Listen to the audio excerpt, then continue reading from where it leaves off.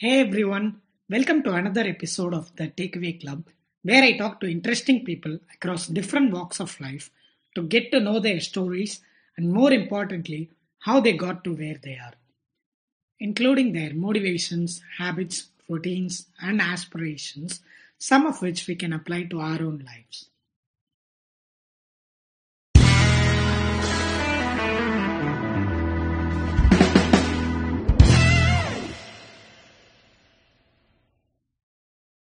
Hello everyone. Hope you are doing great here in the lockdown. I think at this point it has gotten rhetorical.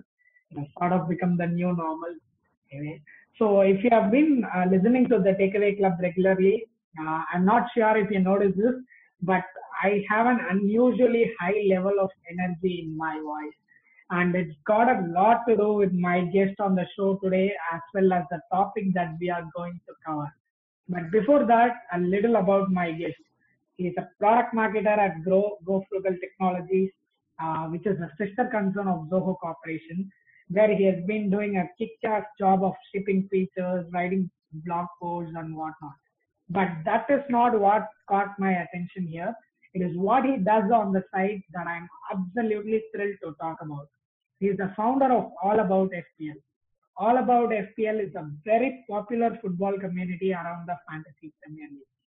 For those who are not football fans, there is a huge, crazy following for fantasy football across the world, with an estimated 15 million players playing the uh, tournament last season alone.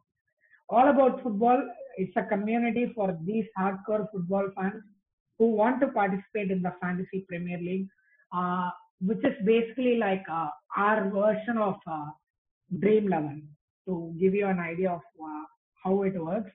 So, what All About Football does is it helps these players pick the right teams, giving them news, the latest updates, uh, which player is likely to play, what is the injury record, everything for the players to choose the best team and to score maximum points. So, without further ado, let's jump right into the conversation with my good friend Surya. Hi, Surya. Yeah, So great to have you on the show. yeah. Hi, Krishna, and I'm totally excited to be part of the Takeaway Club's podcast. Involved in a lot of stuff, and to talk about football or talk about what I am doing as part of a blog is something amazing, and I wanted to do for a long time. And I guess I found the right person to talk about it and the right platform as well. So, pretty excited about today's podcast, Krishna. Exactly, Surya. Same feelings here. Now, let's take a little back, some 5, 6, or 7 months. That's when we first got to know each other on LinkedIn. I liked your content around product, UX, and similarly, you engaged with my post again on the same subject. And that's how we knew each other. But at that point, I had no idea that you are a football fan, let alone the founder of this Bindas website. And again, you had no idea that I was a football fanatic. And it wasn't until very recently I gave a webinar with Govi where one of my slides happened to be about my addiction to football. And that's when you reached out. Incidentally, the same week you gave a webinar with Govi, and your entire presentation was about the brand you have built, all about football. At that point, I distinctly remember I had this big glee on my face, and my mother was like, "What's up with you?" And I was like, "I just found this very passionate football fan right in my professional network." For someone in the SaaS industry who has been trying to reconnect with some hardcore football fans, right like my college days, getting to know you as a football fan was like uh, bumping into this big well of water or right in the middle of a desert. That's how I put it. But what's even more amazing is we've been in the same platform for so long, yet I have never seen you post anything about all about FPL or anything related to football on your LinkedIn profile. Was that a deliberate move on your part? Did you want it to be like that? To be precise, the first time I came across your content or came across you as a person was your Medium article on WhatsApp's UI UX back in November, if I'm not wrong. So that's then I didn't know you were a football fan, and exactly as you mentioned, after my GUI webinar, we actually had a conversation about how we both were football fans, and coming on to your second part of the question, I never post any football content or whatever I write for my blog on my LinkedIn profile. So there is a particular reason for that. Of course, I have a very strong LinkedIn profile. I get a lot of comments, reactions, whatnot. I have great set of SaaS mates from the SaaS industry in the Chennai circle. But still, one reason I strongly believe as a content person and as a founder of this page is that I want my content to resonate only with my target audience or the person who actually want to know about it or read about it. So basically, guys who follow me on LinkedIn are following me for my professional work and not for what I do off my work time. So it is not a good thing on my part to push content that they don't like. So suppose I believe you are a football fan. You are a football fan. So if I send across an article that I write for my blog, it will make sense to you because you resonate with the content. But that may not be the case with the other 99% of my connections on LinkedIn. Even though it gets me a few likes, a few subscribers to my blog, crucial visits, numbers is not something you live for or write for. It is about the passion and reaching out new people who like the content that you write. So I always have this strong feeling in myself that I will post my content only in areas which is relevant to my audience. So we post our blogs on our website, on our social profiles, because people follow All About FPL for the football content and not for my profile. The same way for my LinkedIn. People follow me and connect with me on LinkedIn to know about my SaaS journey as a product marketer, as a product management buff. So it is not okay from my end to force content on another one. And I always go about with this one rule. Like if you write something, you alone are not putting effort. The person who's reading is also taking an effort, like spending 2, 3 or 4, 5 minutes out of his time and listening to it or reading to it. So it should add value or purpose to them. So they shouldn't be at the end of the 5 minutes say, I read this blog from Surya. It didn't even matter to me. I didn't know why this guy has shared this to me. So people shouldn't take that away. So anyone who reads or listens to our content should always feel that they are taking out something from what I have written or what we have recorded or what we have published, whatnot. So this is my mantra of writing content, and I believe it strongly. And for any reason, I'll not be giving up on this goal of mine. So this is something which I'll never give up, and I advise all the other content writers or aspiring bloggers to do the same. That makes total sense. The last thing that you want in an overcrowded platform is one more content that's not relevant to you popping up in your feed. So, but I think other than LinkedIn, you're big on Insta, Twitter, and Facebook. Is that correct? How many followers do you have? Approximately football fans.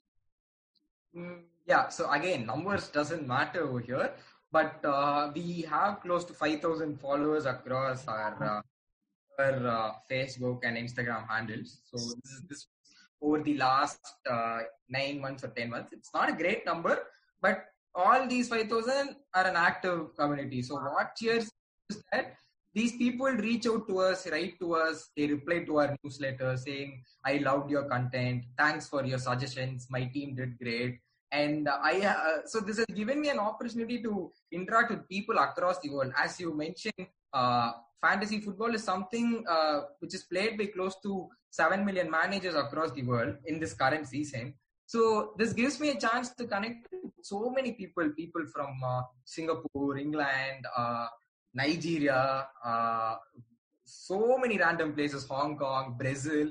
They all reply to our stories or posts or blog posts. They reply to our newsletters. It is so much fun that to interact with these people, and it feels amazing that you're touching their lives or being part of their life in some part of the other, in some way or the other. So, I know it's very hard for someone who don't love sports to comprehend this fact. When they hear this statement, touching lives, they'll probably like, you're making it up. That sounds too dramatic. that's probably their first instinct. But as someone who loves sports, be it football, cricket, um, or Formula One, I can totally attest to this fact that if you belong to some community, be it football or any other sports, it's a very special feeling. There are days when I've been on a bad mood, and then I come across some random content from my favorite football fan page, and that is all it takes to lift my mood up in that particular situation. So I think in that way, I'm so inspired by what you do. Any hardcore football fan who spends hours in front of the TV every week, screaming insults, shouting random things at 1 a.m. in the middle of the night. Amongst them, you've done something with your passion, and rather than just leave at that, you have built up this amazing community where like-minded people can share their thoughts and interact. So, what was that journey like? From being a casual fan who followed matches to becoming this person that so many people count on as this football community. Yeah, so this journey wasn't smooth, to be honest. So I've been a very hardcore sports fan since 2006 onwards. So a part of the reason being, my dad was a very big cricket fan. He was he was cricket crazy person. So you know cricket crazy when I define it. So I used to watch a lot of cricket matches with my dad, and he was very conscious about watching World Cup football as well. So we never miss watching FIFA World Cup. So my first few instances of football memory was the Zidane headbutt final. Wow. That is exactly what I was going to bring up as well. That happens to be my first memory of football. My dad is exactly. So we are resonating over here. Yeah. So Zidane was the iconic moment. That's the first memory I have in front of my eyes. When someone asked me like, what's the first football match that comes to your mind that you watched? So that match was the first thing or a first memory of me watching football. So that was it. So I didn't know the rules. I didn't know who was playing and whatnot. My dad used to work for a French company. So he works for a French MNC. So my dad was naturally a France supporter, and he was heartbroken that night seeing France lose. Same with my dad. But yeah, and for a strange reason, I loved Italy because it is the land of pizzas. That was how I supported Italy that year. So I didn't know what football was. I didn't even know it was 90 minutes or something. But for some reason, I supported Italy, and I was like shocked seeing my dad being shaken very much, seeing France lose. So that was when I realized this is something this is not an emotion that you get out of watching a TV series or a movie. So it was like unfiltered emotion. It is like seeing someone after so long, or something happening to your close person. You break down, or you are in so much of joy, but it is unadulterated, as in it is totally unique. And what do you say, it is totally something that cannot be scripted.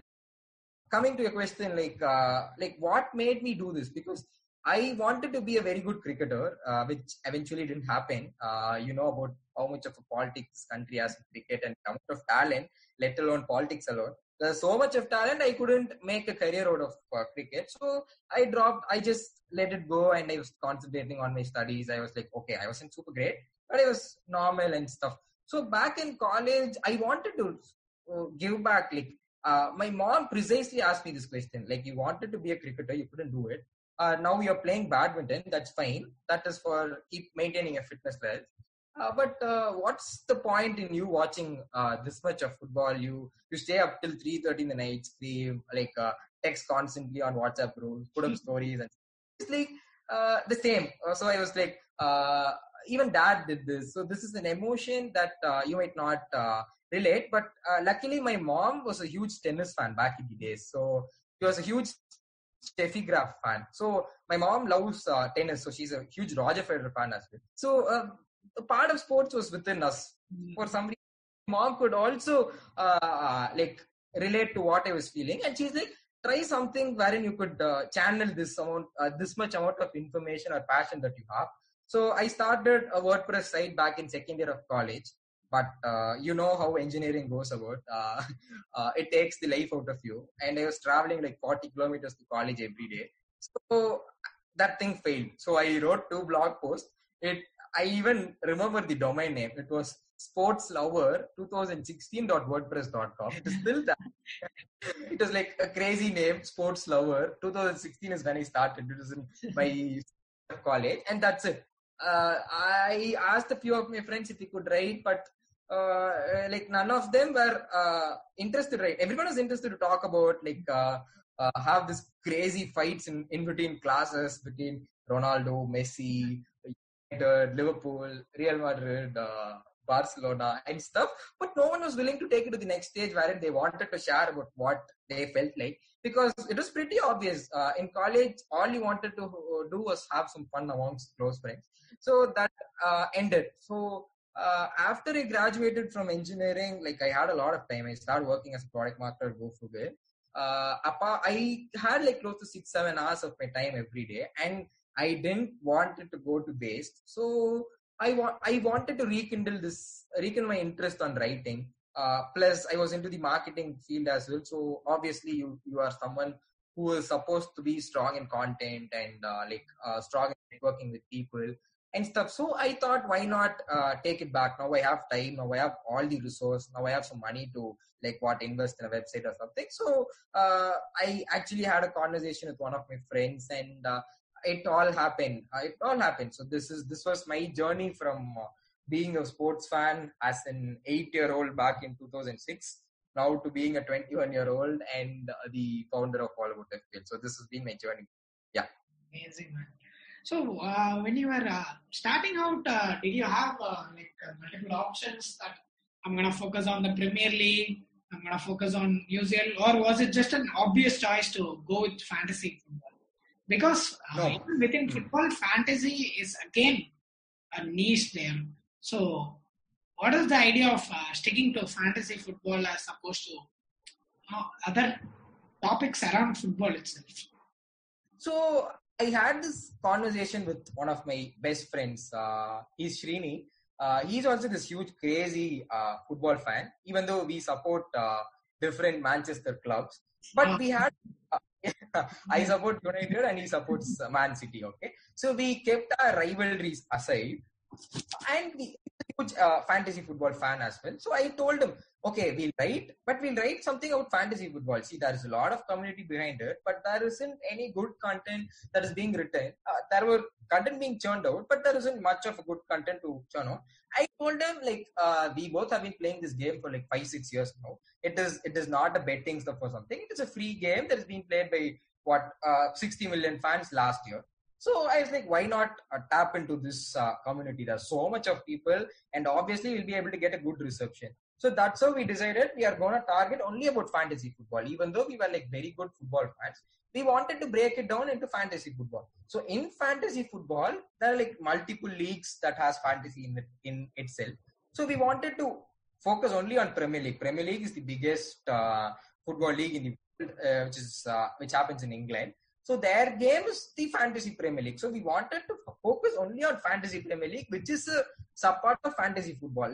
Dream 11 comes under fantasy football as a category. But we didn't want ourselves to be in a position wherein we tell our readers to invest money. So we didn't want to be associated with any form of betting or cash leagues or something. That was pretty clear at the beginning itself. So that's how we ended up deciding. So this is our target audience. So this is whom we'll be writing content for, because we love doing it. So we are giving back to this wonderful community. So this is how it happened.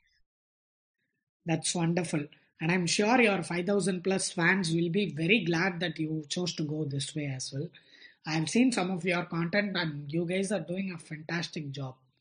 So coming back to you, how long have you been supporting Manchester United? 2008 was the starting point, and that's when I started watching football. So it's slowly. So that's when there are like transfer rumors about Ronaldo moving to Real Madrid. That season was the beginning of the transfer saga, and it went slowly. So that's how I started loving football. So every passing few months, I started spending more time watching football or catching up highlights. Back in the days, it was like lot matches were telecasted on live.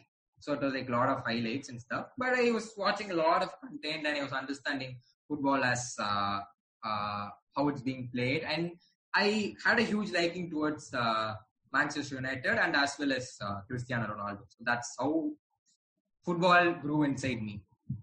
Okay, first of all, you guys have it really lucky with Premier League. Okay, if you read your timings, you have like 4 p.m., 6 p.m. and 8 p.m. kickoffs. We La Liga fans have to, battle with our parents, our roommates, and sleep and stay up until 3:30.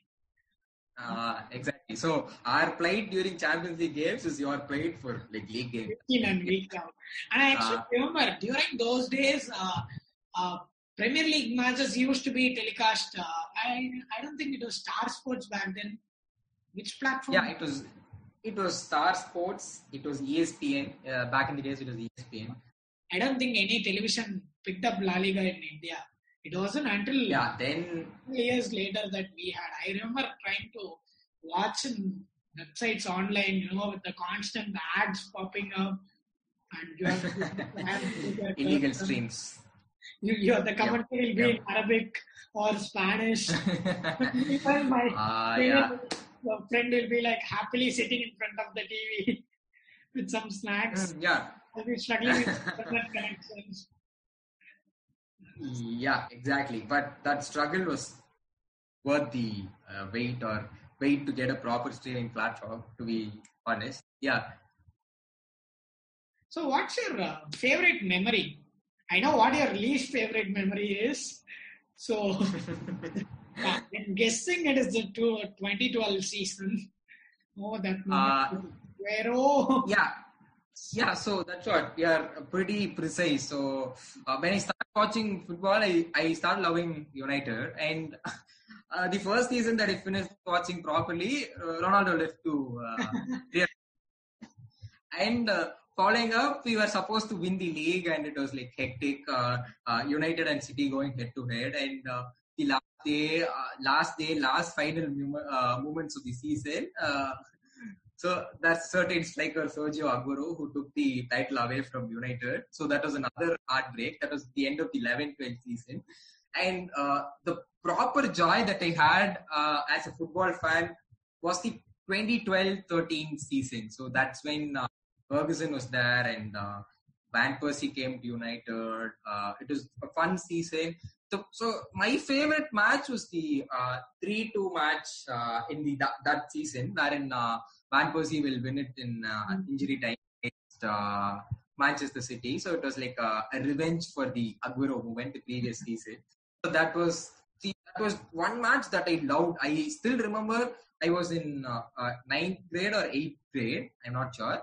I was screaming at the top of my voice. I was like running in joy. My mom was like, "What's even wrong with my child?" That was exactly.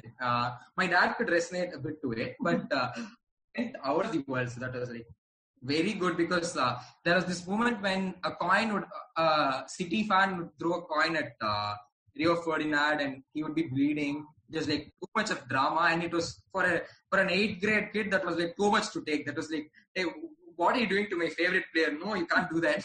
That was like too much of emotion. So that's, to be honest, that's one of the best matches I've seen. So we went on to win the league that season. So there was a revenge sort of to what happened the previous season. But that entire season was again not smooth. So Ronaldo came back to Old Trafford to play against us, and he would eventually score the winner that kicked out United out of the Champions League. He didn't celebrate though, but that was again a very heartbreaking moment to see. He was wearing a green jersey. I still remember that. It was a Mourinho managed side, and it had a controversial moment when Nani got sent off for no reason. But that was another moment to take. That's what, like, football is not about just highs. It is about lows. You feel a lot of emotion. You feel joyful one day. You feel very emotional that your team lost or your favorite player is going to another club.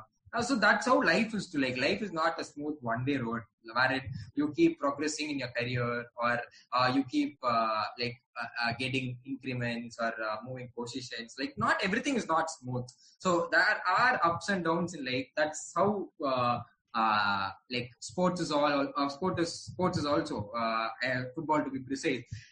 Okay, people tell movies also have the same emotion. Like, it doesn't end happily always, or emotional movies, like dramatic movies and stuff. But again, that is scripted. This is not scripted. So that's my point.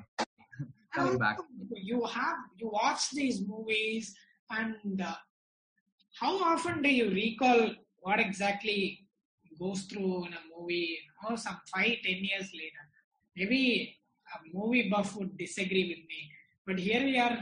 This is what, 2020, and we still have our distinct memories of the 2006 Zidane incident when we were yeah, 7 or 8. I'm not sure if movies bring that out. At least it doesn't bring that out for me. exactly. That's how I would point my case as well. So, to be honest, yesterday was this some Vinay Thandi Varva review thing that was happening. So I honestly forgot what happened in that movie. To be honest, people are all gaga over like what happened, that 2 minute clip or something. I haven't watched it yet. I couldn't find time, but still I can't really recollect what happened. Even though it was an iconic movie, that's the same with like series as well. So I can like openly tell what's happens in a Friends episode. That is because I watched it like 8, 9. Same. But again, if I watch a movie for once or twice, I know that is a good movie. But then if I try to recollect what happened in that movie, I will not be able to tell it. Okay, I'll tell it as a genre, saying it was an emotional movie. Yeah, okay, it was an emotional movie. So it was a master class. I could put fancy names for it. But if you ask me what happened in the entire movie or what the character's name was, I would be having no clue. But ask me which minute Ronaldo scored his goal, or which day like United lifted. Which minute did Aguero score the goal? It was 90 plus 4. Yeah, that's all. So it stays. It was a negative memory that stays in me with me. Horrible, It's I horrible. don't support either City or United, but still, as a football fan, it's one of those iconic moments. It's probably the best Premier League moment, at least. I'm not sure. Maybe I haven't seen enough Premier League matches, but nothing else will top that. You have United and City going head to head, and you're in the last minute of the game. You don't know which team is gonna take the title. And do you remember how they used to show it? There will be two screens. One screen will show the United match, and the bottom there will be the City screen. So you'll have, I think, Exactly. he was very nervous, chewing gum like how he always Exactly. and all Okay, of enough, Krishna. You're making me relive the entire pain again. there So, was this point yeah, and there was this utter confusion amongst the United squad. They were all yeah, exactly. they didn't know what was happening, and then Ferguson gets the news that Aguero scores the winner that late. Such a brilliant moment. Yeah, so that's what, back in that days, I was like very sad. So, okay, depressed was not a term that I knew back then. So I wouldn't term I was depressed. But I was sad. I was really sad that my team didn't win. And because it was an anxious moment, anxious, like a matter of few seconds. But we actually wrote a blog last week. So it was like the same day we were like writing a blog on this day 9 years ago. Like, Aguero did this moment. So back when I realized as to see how much of Premier League and how much of football that has grown over the days from 2012 till 2020, there were like so many moments across the years, but still one iconic Premier League moment. If you ask a football fan, he might be a City fan, United fan, or to be someone like you who follows La Liga and not follow Premier League, that has to be the single best, greatest moment in Premier League history in the last decade, at least. In the last decade, at least. That's what That's how I'll term it. So I was actually not sad when I was reviewing the blog. So Srini happened to write it. So since he being a City fan, we wanted the blog to be as natural as possible. So he wrote the blog, I reviewed it, I did the SEO for it, and we published it. So reading it gave me some goosebump moment. I think as a Barcelona fan, the one thing that comes close for me is the 6-1 victory against PSG. Yeah. That had a lot of history as well. We were thrashed. I was 4-0 at Parc des Princes. 4-0. 4-0 on a nice day as well. On a nice day as well. Yeah. And then we took our revenge. Okay, actually, I think, the first leg happened in Valentine's Day, right? We took our revenge, which was the Women's Day. Got that bit. Exactly. Yep. See, it's amazing, no? We are talking about, it has been 2-3 years since that Barcelona thing happened. I think it was 2017. Still not stays fresh. Messi going to the audience with his chest pumping. Yep. Neymar. So that's what. This is unscripted. This is something that I'll live with you forever. Like probably you tell your kids or something from a 10 years time. Never done a habit on like Valentine's Day. Barca was thrashed, and probably you would be putting some Barcelona genes to the people around you, if you're not wrong. So that's how it is. Like so, this is how I resonated with sports, and I wanted to give back to the community. Like so, I had so much of knowledge, and I didn't want it to go waste within myself or within a close group of friends.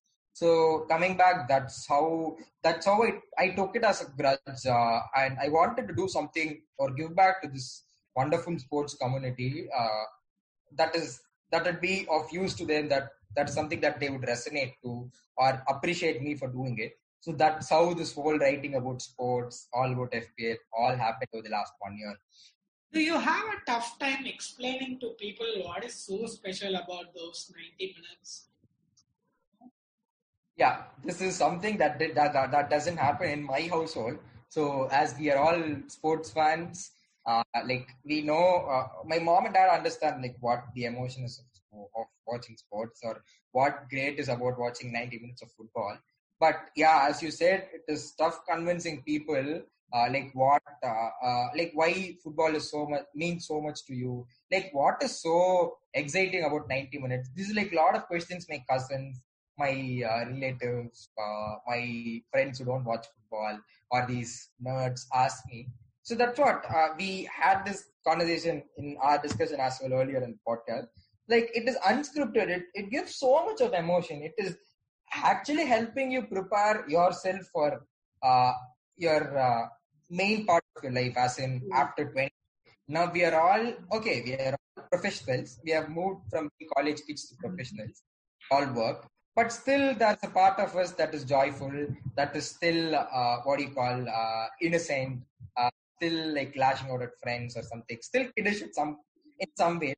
So, but 90 minutes of football actually helps you prepare yourself for your main life, like your main crucial part of your life, wherein like there is so much of things you need to handle, like that might come at you from different places at the same time. So many things might happen at the same time, and for some time that nothing happens. So this is how I explain people. So this is not just something that is scripted. You learn a lot. You're not just watching about it. You learn about the team. You learn about life. You learn how you imply those scenarios in life. So if a team is struck, so you take a classic example of United. So since the glory days, the last 6 years has been playing proper struggle, to be honest. Take Real Madrid's example. They are actually slightly struggling without after Ronaldo left. So that's what it is.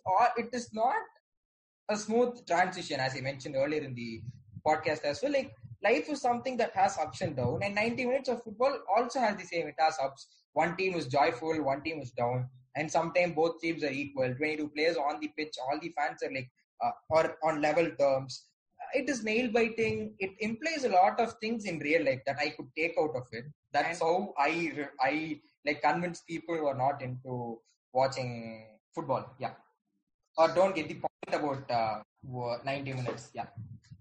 So very beautifully put, man. A lot of times I feel, what am I doing? Wasting so many hours. These people, Messi doesn't even know I exist. Here I am buying, spending thousands on his jerseys, posters, and everything. But then I realize it brings about a certain level of maturity in you, trying to take in all the losses. There was a time when Barcelona was on its high period, and we are both probably in the same boat at the moment now with United and Barcelona. When football used to... No, I won't agree with that. United are doing way worse probably than we are Barca. slightly Okay. better. We are gonna go down right when Messi plays. That's for certain.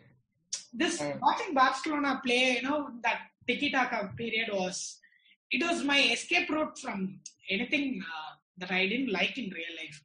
Those 90 minutes, I didn't have to worry about anything. I knew this joy, this pure raw happiness was guaranteed when I watched football. So, but of course, off late it has been the other way around. I feel like my mishaps in life are much better than what I have to go through. Yeah, but once again, like you said, it's a balance, it's the ups and downs. So I've come to a point where it's not about wins or losses anymore. It's about, it brings out these really good qualities in you. Something like equanimity, staying calm even when things go south.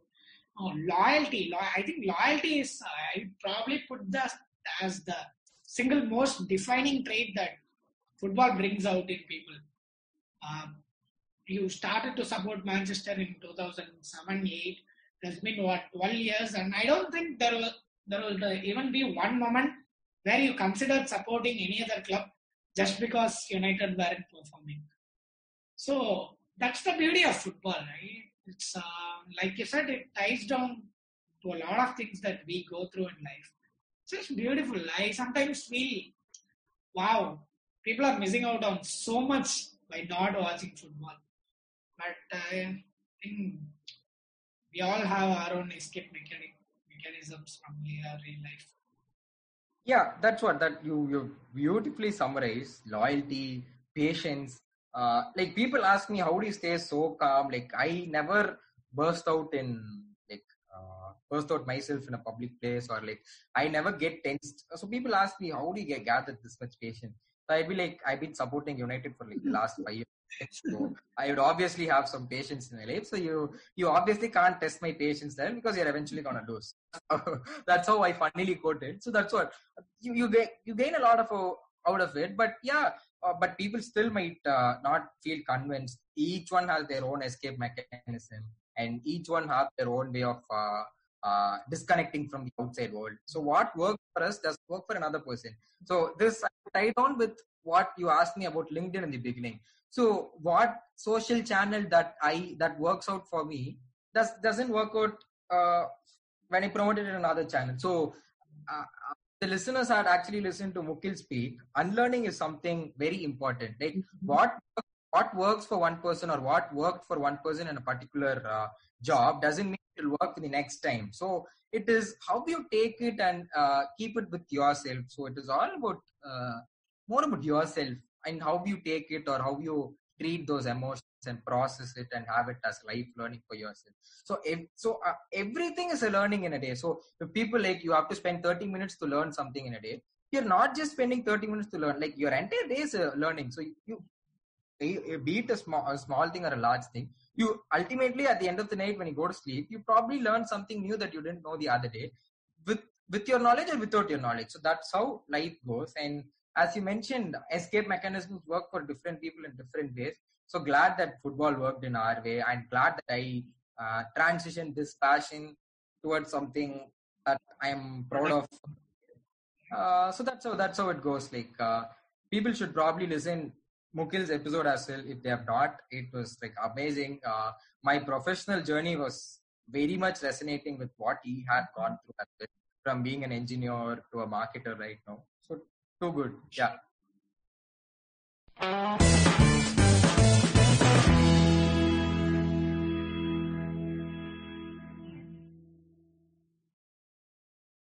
Have you ever considered quitting the game? I know it sounds like I'm asking a football professional who is on the verge of retirement, but with United going through such a rough patch, the David Moyes era maybe, have you ever thought maybe I'm done with football? I've had enough. You felt that way? Okay, so this answer might be astonishing, not to you, but to of the listeners. It has never happened.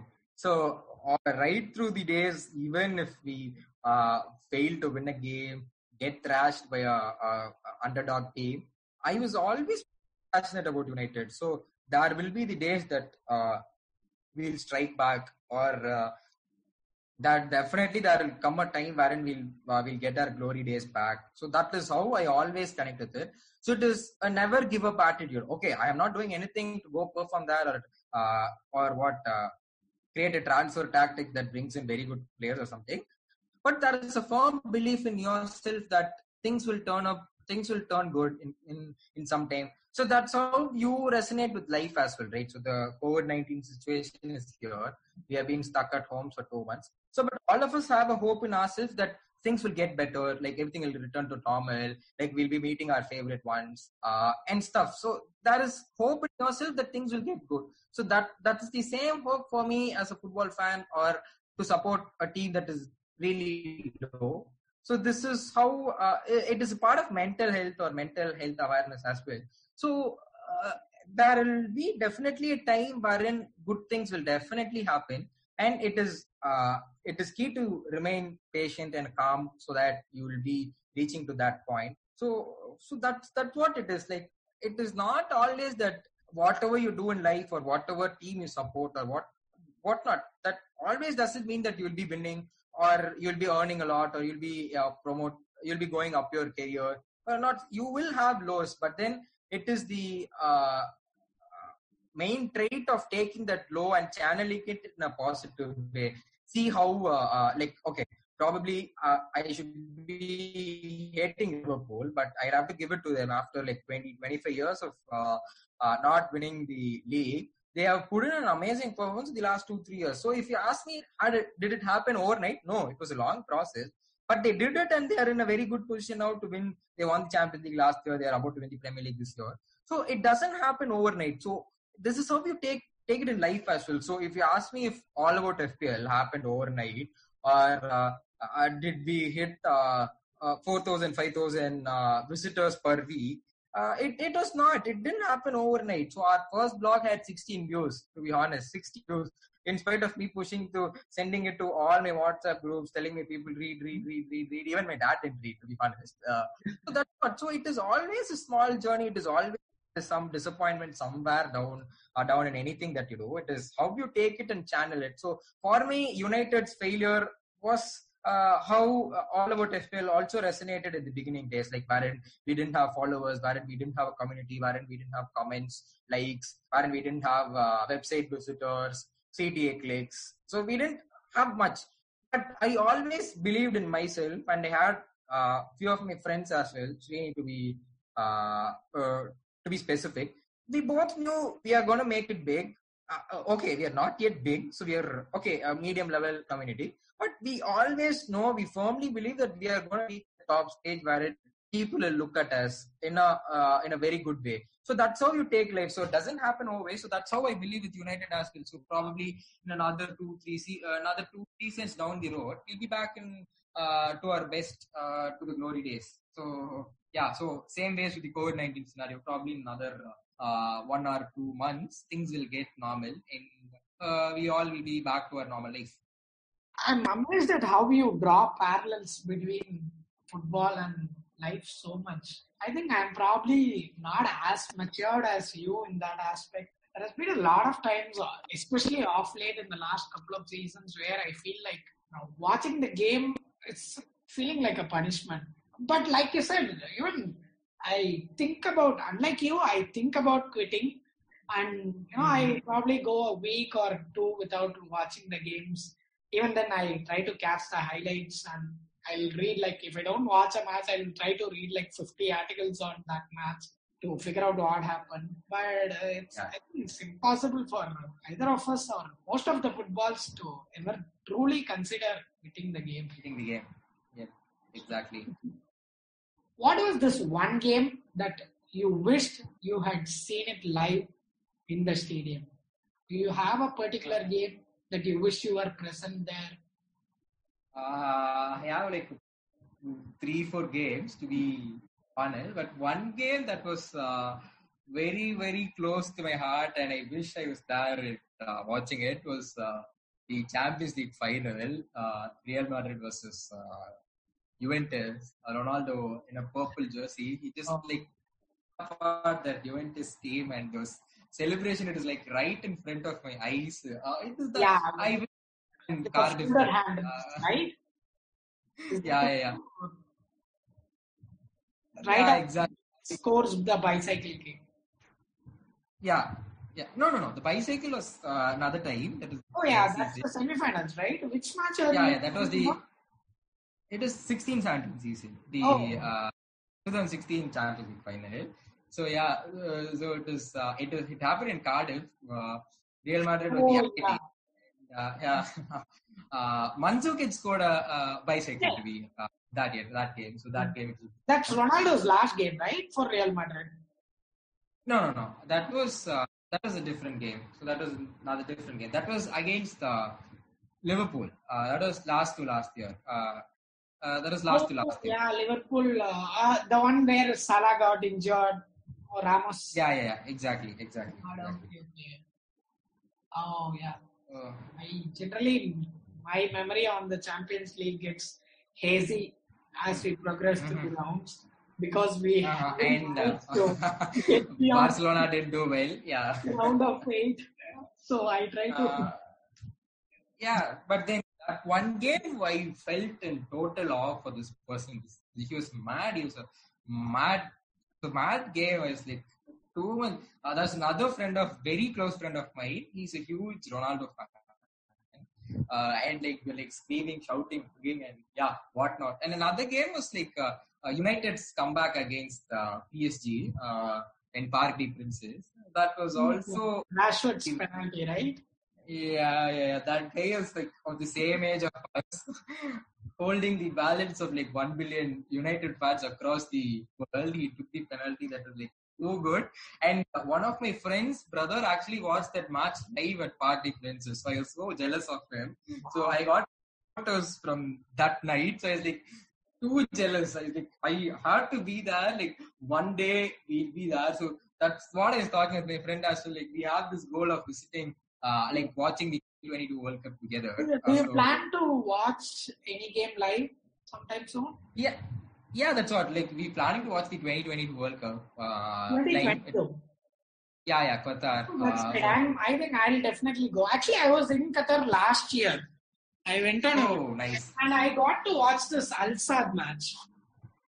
Okay, nice. Al Sadd is famous Asian. Yeah, it's the top club in Qatar. Xavi plays for Al Sadd. So actually, I managed to get a photo with Xavi.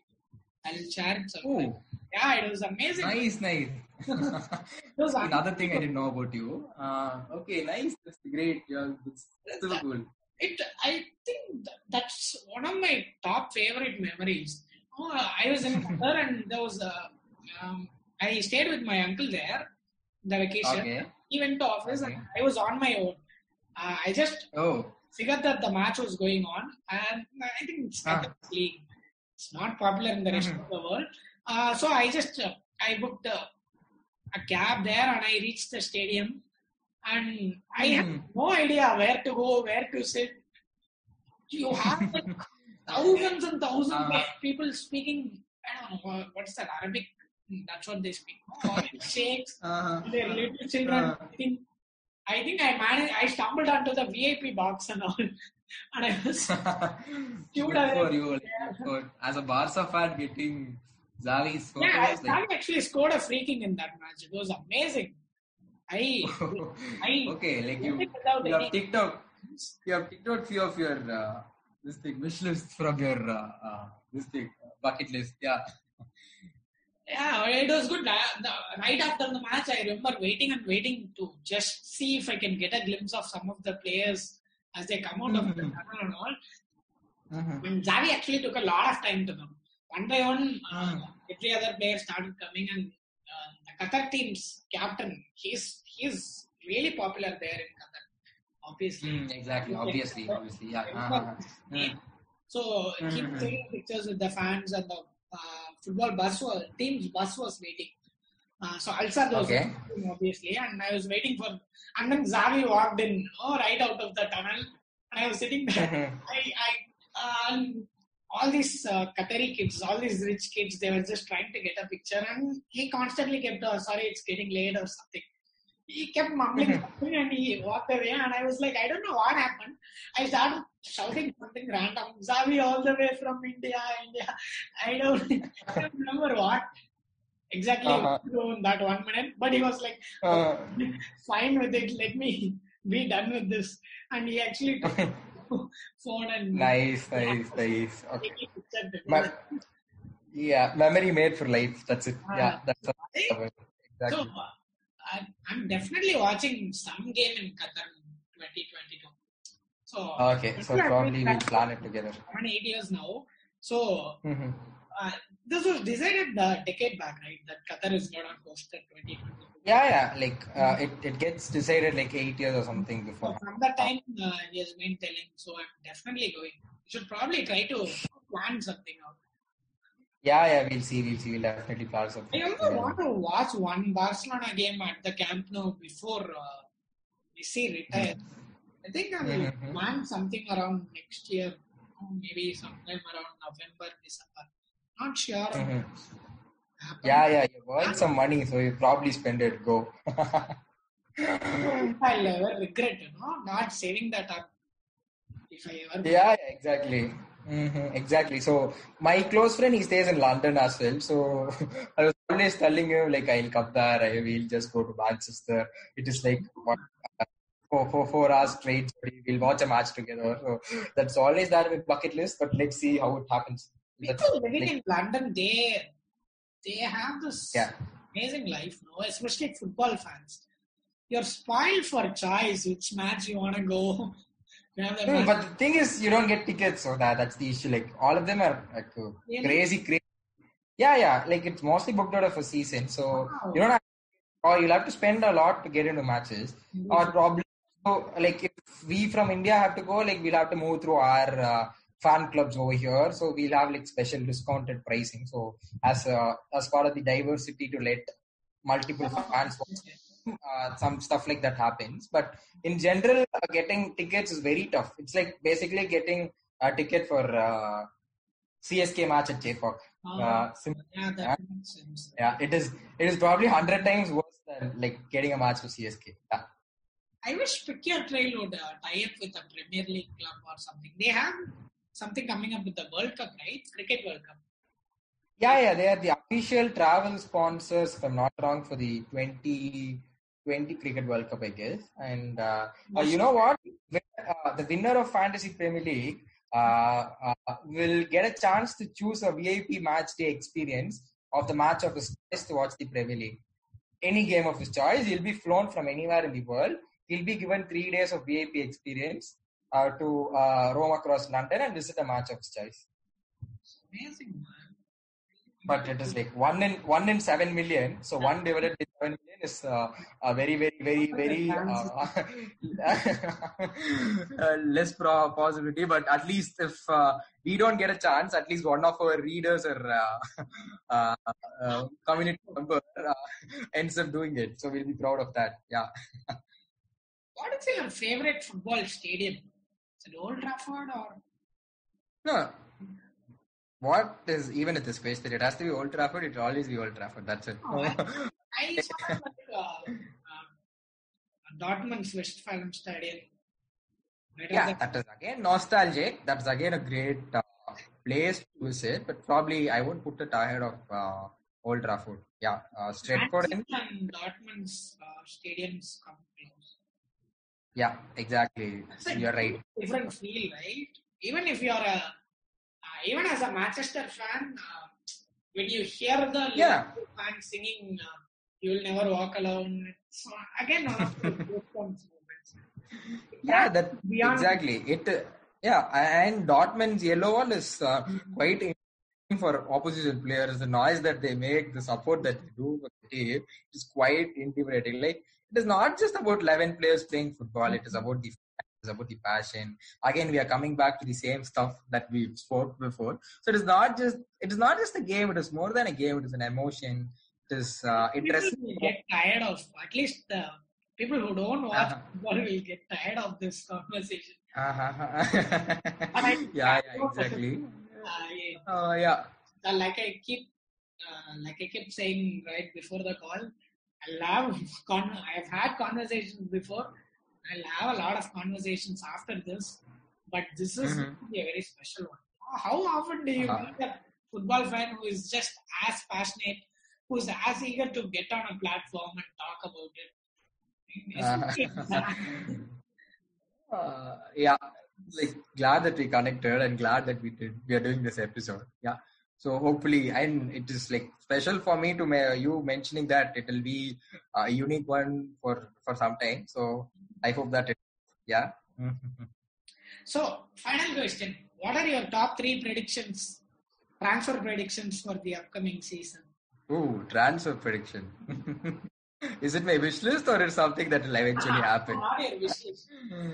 My wish list is that, yeah, so I have this crazy liking to this guy called Jadon Sancho. I think it's pretty much a done deal, right? At this point, he's No. coming to I'm United. not gonna comment. It is probably coming out as a podcast, and I don't want people to look at me as a loser for getting it wrong. If it happens, it's great. Did you catch his Instagram live, the one where he was talking? Yeah. I wrote a piece on our page as well, so you got to know about what he did. So he's younger than us. Like, he's born in 2000. He's like 19, man. It's insane. Yeah, he's 19 years and he's insane. So I probably think he'll be the proper Ronaldo replacement for United. So hopefully that happens. And so that is one thing that I wish that happened. For people, football fans who are not familiar with what we are talking about, Jadon Sancho recently did an Instagram live. There, one of the fans asked, if you're moving to Manchester United, take a sip of water. And he immediately did. So I'm not sure how much we should rely on, but I think from the rumor mills, yeah. it's a done deal. Yeah, this rumors is again a separate story to talk about. It gets so many fans. I think Lautaro will get to Barcelona. So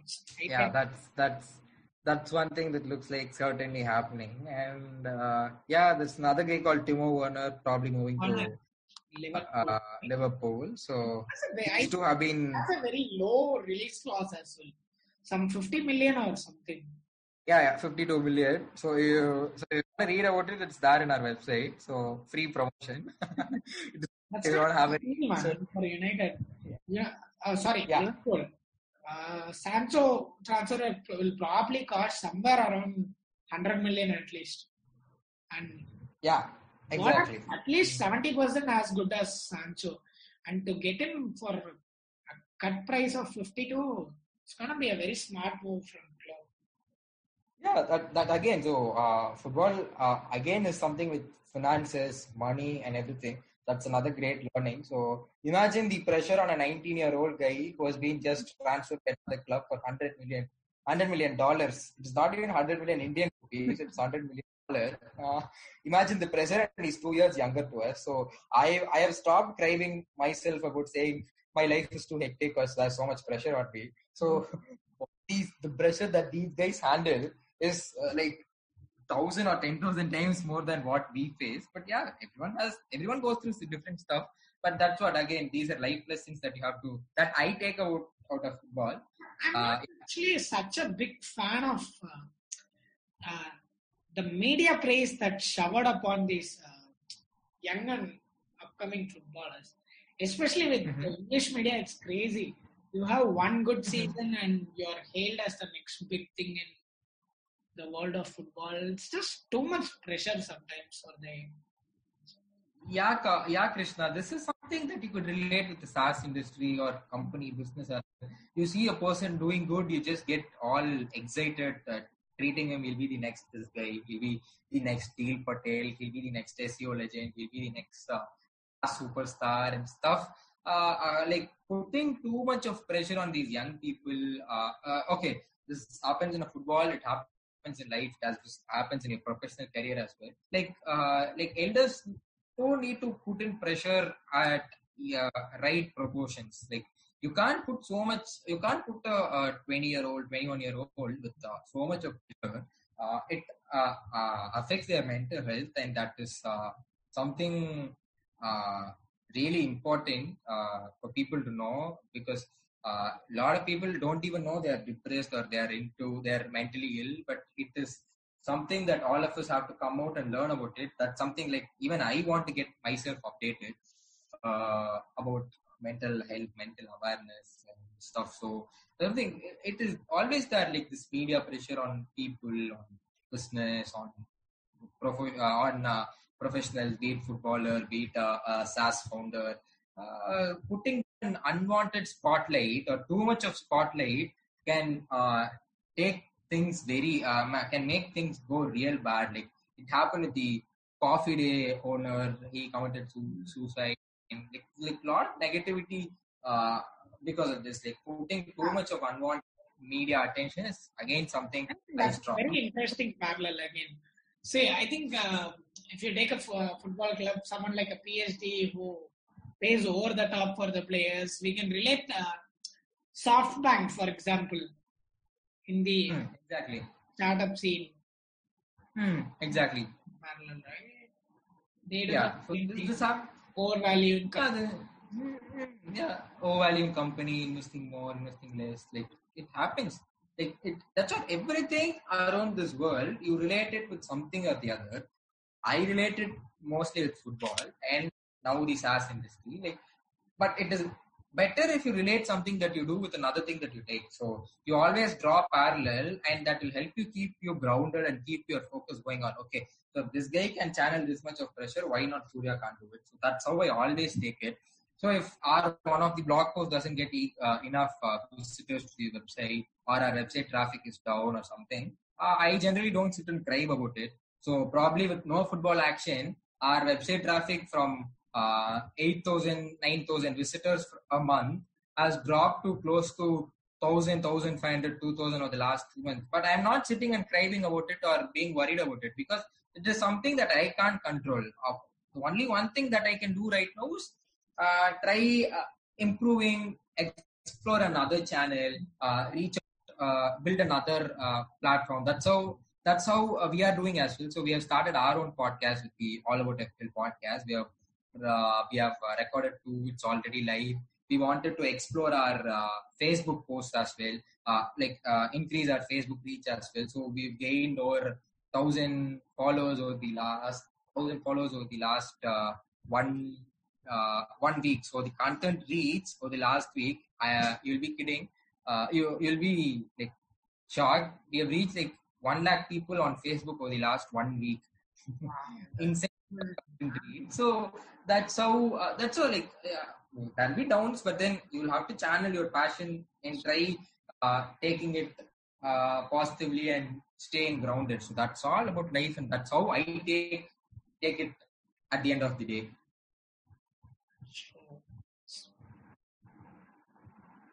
Surya, this has been such an amazing conversation. So I'm so Yeah. glad I got to know you, and I wish we both knew each other earlier as football fans rather than just marketers. Yeah, Krishna. So it's been a pleasure being part of this podcast of Takeaway Club, and I actually loved recording this. I've been to a few podcasts before, but this will, as you said, be very special for me for some time, because I actually didn't have anything scripted, or I didn't even do a single bit of research. I closed my Zoom mail at 9:15, and we started our recording at 9:30 probably. So I no scripting, like I spoke my heart out, and I hope the listeners love it as well and resonate to it. So thanks for the opportunity. There are like very good people before the pod as well. Like Kaushik was here, Karthi was here, Kruti was here, and Mukil was here. Mukil's episode is something that I was re-listening over the last week. So I listened first on Sunday, and I dropped him a message as well on LinkedIn saying I resonated with it so much. So you've been doing a great job, and I wish you all the success to take the Takeaway Club to the next stage. And hope you get Girish sooner on Takeaway Club in the coming months. That's the dream, right? Yeah, that's the dream. Keep hustling towards it. And yeah, thanks for having me. It's been a wonderful, I don't know, I lost track of time, but it's been a wonderful time this episode with you. And I wish you all the best with the podcast. Okay, so I think we'll close the curtains on this episode with that. And do check out Surya's All About FPL podcast. There are a couple of episodes in, and that's already one of the first things that I look forward to over the weekends. So do check that out. It's fantastic if you're a football fan. You needn't even be into fantasy Premier League as such. Their first episode was, even though it's specific to fantasy football, there is something to enjoy for all of us football fans on that one as well. So thank you, Surya. Take care, and hopefully we'll catch up soon in person.